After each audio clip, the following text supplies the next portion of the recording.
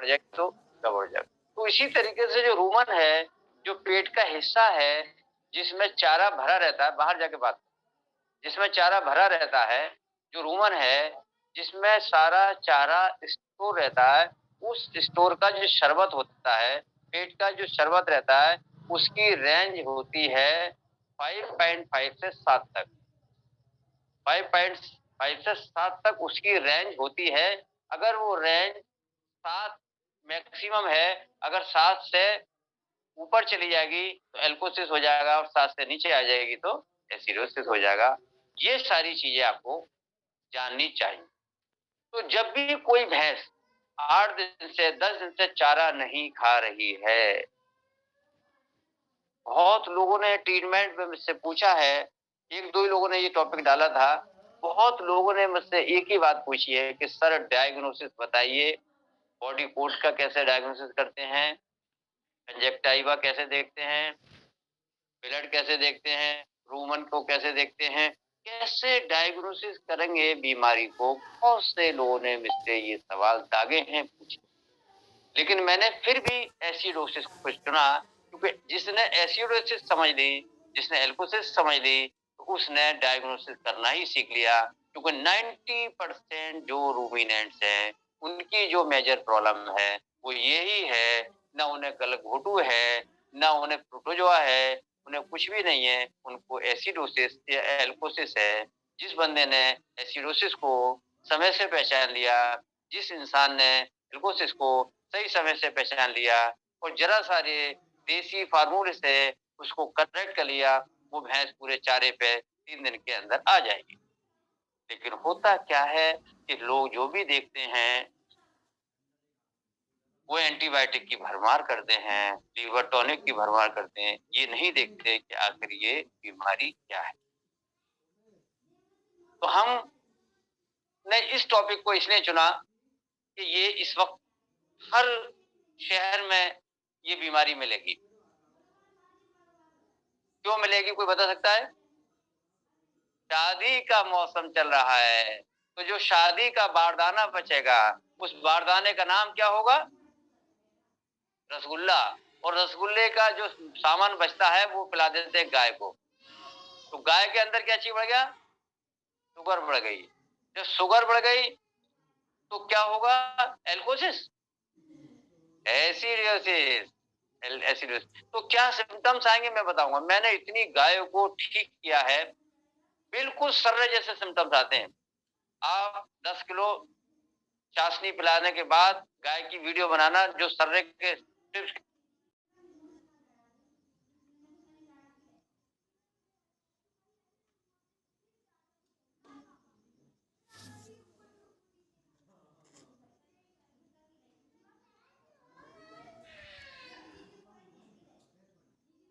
Recording in progress. उससे पहले मैंने मैस्टाइटिस को चुना था, उससे पहले मैंने प्रोलेप्स को चुना था। अगले में देखते हैं क्या चुनते हैं। ये बताया मेटाबॉलिक है, मेटाबॉलिक डिजीज है, खाने पीने से हुआ ये। ज्यादा मात्रा में अगर कार्बोहाइड्रेट खिला दोगे या ज्यादा मात्रा में प्रोटीन खिला दोगे, तो आगे ये कहेगा वो, the primary cause of acidosis is feeding a high quantity of carbohydrate such as barley and other cereal. Primary, प्राथमिक जो बीमारी है, जो कॉज है उसका एसिडोसिस का, फीडिंग अ हाई, वो फीडिंग होता है खाना, हाई, हाई मतलब ज्यादा, हाई क्वांटिटी ज्यादा मात्रा में, बहुत ज्यादा मात्रा में कार्बोहाइड्रेट। कार्बोहाइड्रेट किसमें पाया जाता है? बार्ले में सबसे ज्यादा, जौ में, या सीरियल। सीरियल्स कौन से? बाजरा, जौ, ओट और आपका मक्का। तो इसको जब ज्यादा मात्रा में खा लेगा तो पशु को एसिडोसिस हो जाएगी।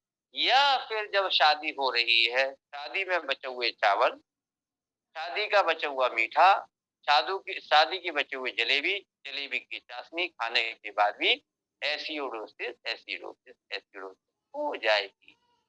इसका क्या ट्रीटमेंट है, क्या सिम्टम्स आएंगे, ये सारी चीजें हम आपको बता रहे हैं।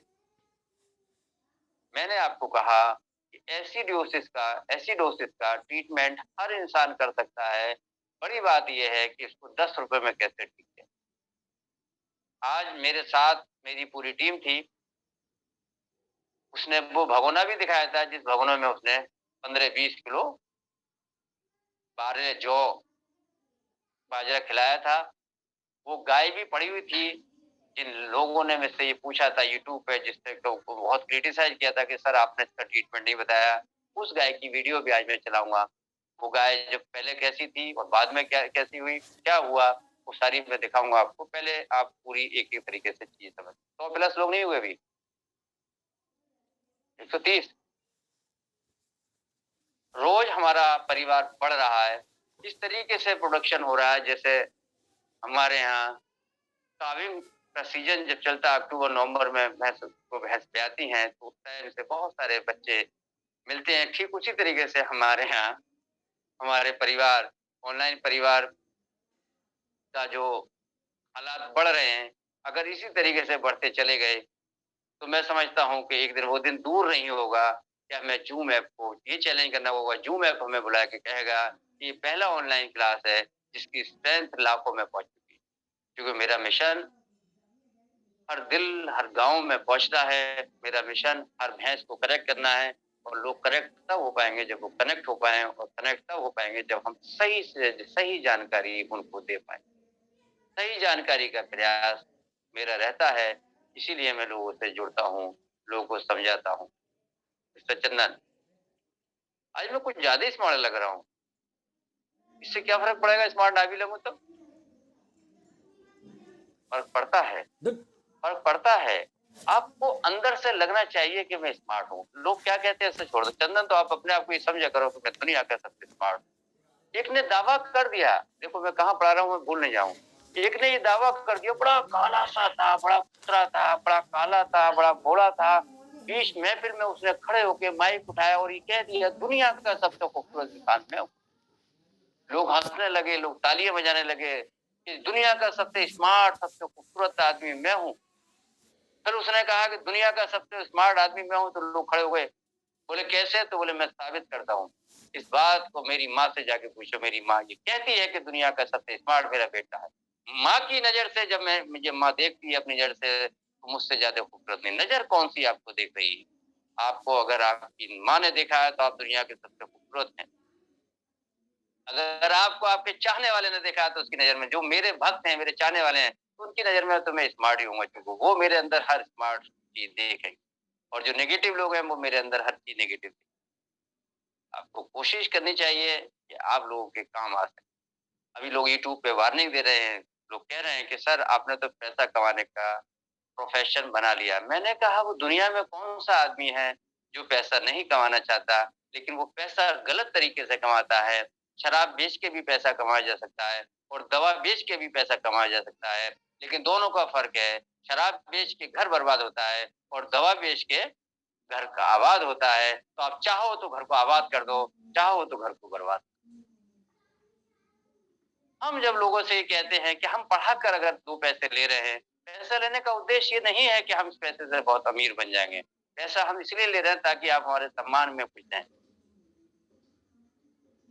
तो ये अब आप क्या खिलाया आपने उसको?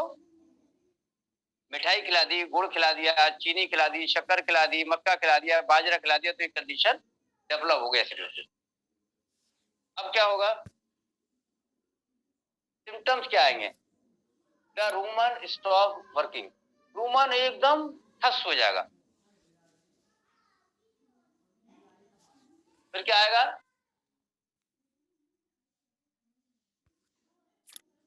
क्या लिखा है? Depress appetite, depress appetite and production. Appetite कहते हैं भूख के लिए।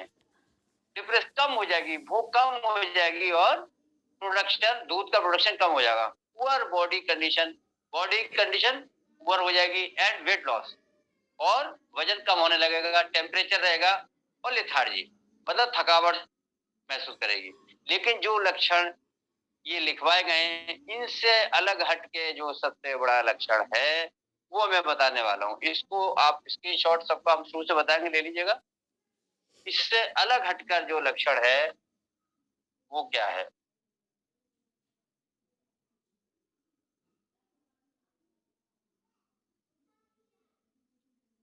कंपन, ट्रिमिंग,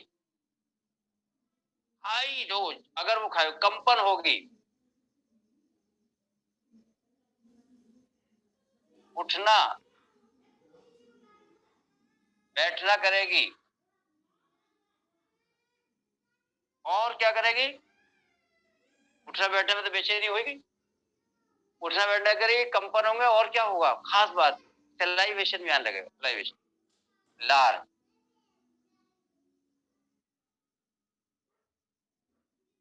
मुंह से लार आएगा, और क्या है?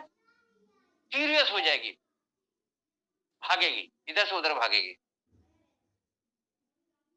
घूमना शुरू कर देगी, घूमना,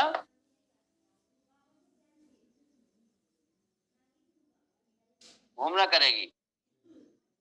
जब घूमने लगेगी या क्या है, चक्कर काटेगी, ये आ गया सही, चक्कर,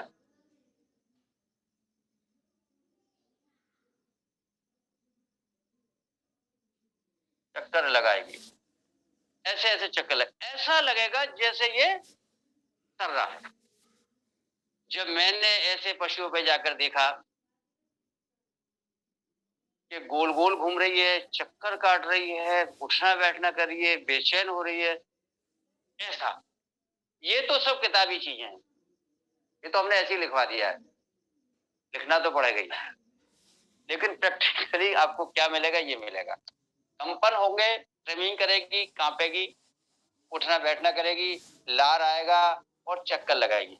जब ऐसे सिम्टम्स आपको दिखाई दे और घर के आसपास आपको या घर में शादी का माहौल दिखाई दे रहा हो या आसपास आपको पत्थर पड़े दिखाई दे रहे हो, तो आप ये पूछना कि इसे आपने चाशनी तो नहीं पिलाई है, इसे कहीं बक्खर तो नहीं खिलाया है, इसे कहीं रसगुल्ले तो नहीं खिलाए? एकदम अम्मा बोल देगी कि हाँ, जो चाशनी बची थी हमने खिला दी।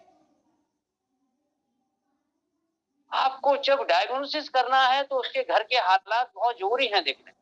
घर में फंक्शन तो नहीं है, आपको लग जाएगा कि डॉक्टर साहब ने बताया था कि हाँ से खिलाया, 100% ये भैंस ठीक होगी, 100%। कोई शक और शुबा नहीं है कि भैंस ठीक ना हो।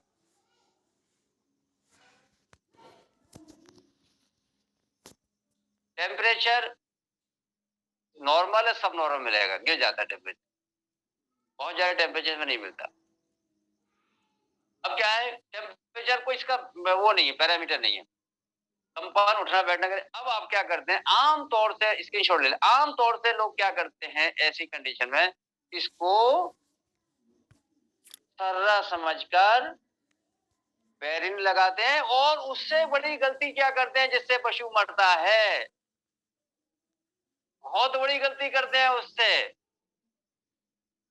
वो कौन सा फ्लूइड देते हैं? डेक्सट्रो कितना? 25%। जब डेक्सट्रोज उसके अंदर पहले से ही बढ़ा हुआ था और आपने 25% डेक्सट्रोज की 4-5-6 बोतल और चढ़ा दी और बेरिन लगा दिया, तो मरने का कारण कुछ और हो गया, मरने का कारण हो गया आपका डेक्सट्रोज 25% चढ़ाया, जबकि डेक्सट्रोज की वजह से ही ये सिम्टम्स आ रहे थे। यही ऑनलाइन क्लास का पढ़ाने का मकसद था कि मैं आपको खोल के ये बता दूं कि बरसात के सीजन में गलघोटू क्यों होता है और शादियों के सीजन में एसिडोसिस क्यों होता है। Is it clear?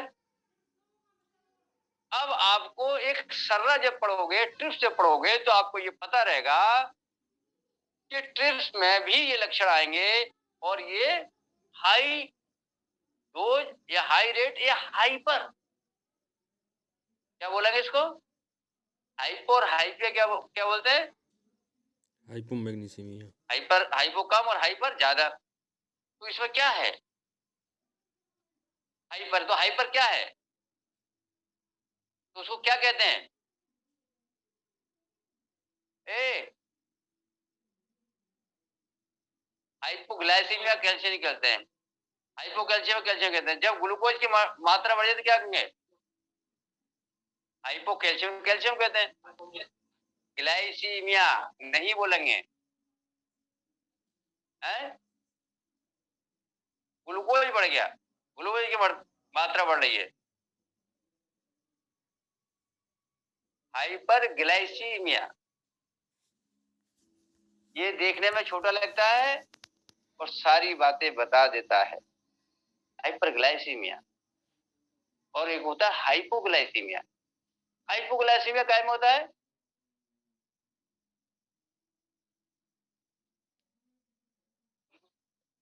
ग्लूकोज की कमी को तो हाइपोग्लाइसीमिया। अरे पंडित जी, आपको तो हमें पढ़ाना बुला दोगे।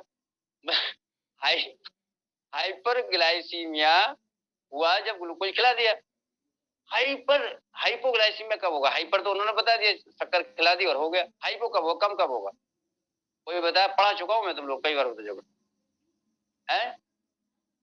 बवेसिस में नहीं होगा, सर्रा में होगा, ट्रिपनोसोमिसिस में होगा।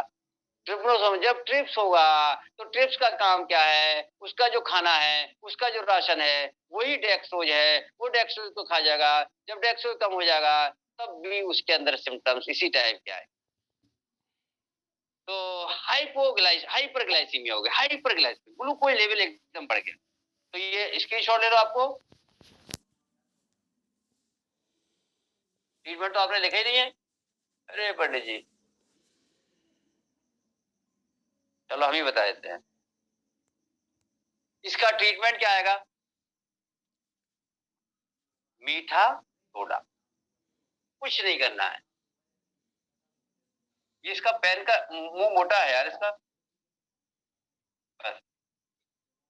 अरे नहीं पता, ये सही है, समझ आ रहा है भाई? मीठा सोडा देख तो लो, आ रहा है उनकी समझ नहीं आ रहा है? अरे वहां आ रहा नहीं आ रहा है? लो और बड़ा कर देते, तुम्हारी बात तो मानेंगे।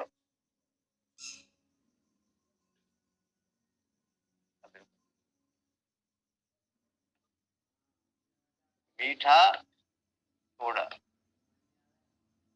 इसको क्या बोलते हैं आप?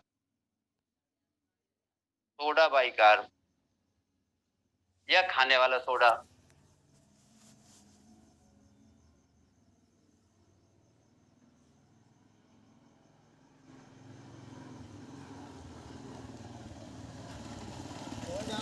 या बेकिंग बेकिंग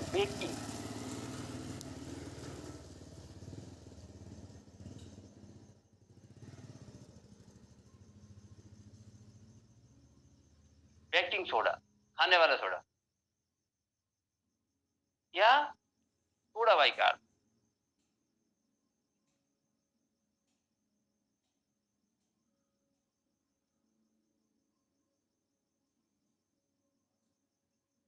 ये आप इसका स्क्रीनशॉट ले लें। अब मैं इसके ट्रेड नेम बताऊंगा आपको। मीठा सोडा, खाने वाला सोडा, बेकिंग सोडा या सोडा बाइकार। जो घर में आमतौर से सोडा खाया, इसका स्क्रीनशॉट ले लीजिए। अब इसका मैं ट्रेड नेम बताऊंगा जो मिलेगा। इसका कैसे कैसे यूज किया जा सकता है, इसका ले लिया आपने। अब चूंकि आगे हम बढ़ाएंगे नहीं, आगे बढ़ाएंगे तो कुछ और आ जाएगा, इसको यही देखेंगे। इसका है मात्रा तो बाद में बताऊंगा, पहले ये यूज होता है, सोडा करने की जरूरत नहीं है। अब ये बेकिंग सोडा, ये आप ऑरली देंगे, मुंह से देंगे। कितना देंगे आप? 50 से 100 ग्राम हर 4 घंटे पर देना है, ठीक है। और अगर आपको फ्रेश केस मिल जाए,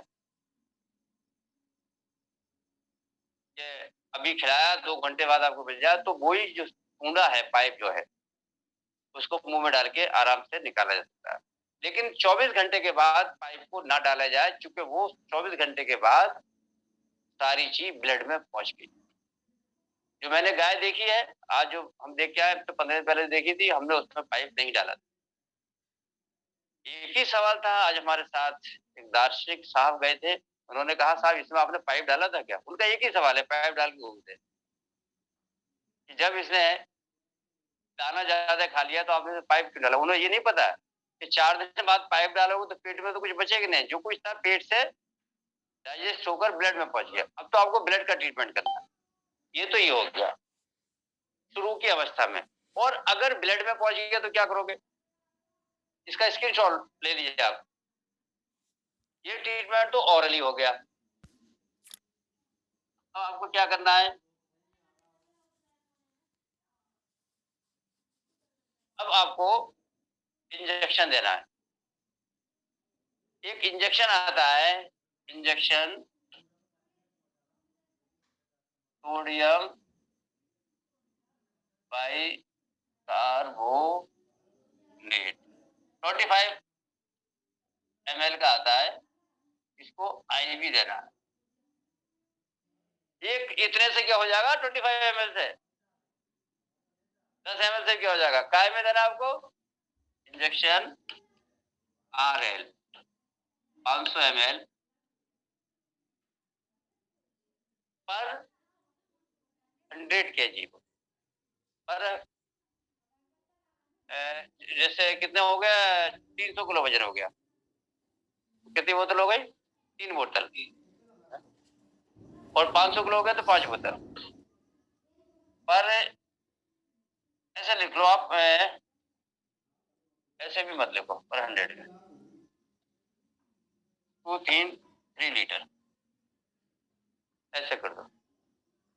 3 लीटर मैक्सिमम हो जाएगा, 2 से पर लीटर आईवी। और कैसे करोगे? इसी एक आई के अंदर डालोगे, इसके अंदर क्या पड़ेगा? ये आईवी इसके अंदर पड़ेगा। इसकी डोज क्या होगी? सोडियम बाइकार्बोनेट की डोज होगी 100 से 200 ml। Dose of sodium bicarbonate.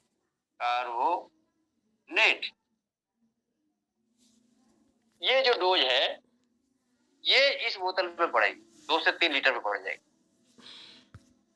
आप देखोगे जैसे जैसे बोतल चढ़ती चली जाएगी वैसे वैसे भैंस में सुधार आता चला जाएगा। ऐसे लगेगा जैसे कैल्शियम आप भैंस में चढ़ा रहे और भैंस के अंदर दम पड़ रहा है। ठीक उसी तरीके से उसकी ट्रिमिंग जो है, जो कांप रही कंपन खत्म होते चला है।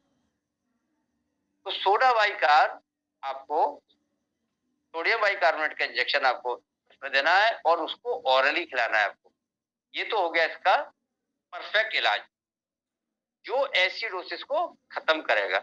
लेकिन चूंकि इसने बहुत सारा नुकसान पहुंचा दिया है, बेहद नुकसान पहुंचा दिया है, इसका भी स्क्रीनशॉट ले लो।